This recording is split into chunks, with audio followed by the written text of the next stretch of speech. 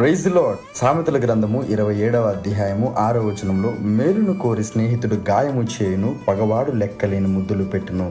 ఈరోజు జాగ్రత్తగా మనం నేర్చుకోవాల్సిన విషయం ఏంటంటే, మనం కలిగి ఉన్నటువంటి స్నేహితులలో ఎవరు నిజమైన వారో ఎవరు అబద్ధికులో మనకి ఎలా తెలుస్తుందనంటే, మనం ఏదైనా తప్పు చేస్తున్నప్పుడు, ఏదైనా దేవునికి వ్యతిరేకమైన పని చేస్తున్నప్పుడు, దేవునికి దూరం అయిపోతున్నప్పుడు, పాపానికి చేరువైతున్నప్పుడు నిజమైన స్నేహితుడు మనల్ని హెచ్చరిస్తాడు, మేలు కోరి మనకు గాయము చేసినా చేస్తాడు. కానీ అబద్ధికుడు మాత్రము మనకి లెక్కలేని ముద్దులు పెడతాడు. అంటే నువ్వు చేసేటువంటి ప్రతి పనికి మాలిన పని కూడా వాడు సమర్థిస్తూ ఉంటాడు. అలాంటి వారితో చాలా జాగ్రత్తగా ఉండాలి. ఈరోజు నిన్ను హెచ్చరించేటువంటి స్నేహితులు ఉన్నారంటే నువ్వు ఆశీర్వదించబడిన వాడు. అలా కాకుండా నువ్వు చేసే ప్రతి పనిని వారు సమర్థిస్తున్నారంటే అటువంటి వారికి దూరంగా ఉండాలని ప్రభు పేరిట తెలియజేస్తాను. ఈరోజు ఎలాంటి స్నేహితులు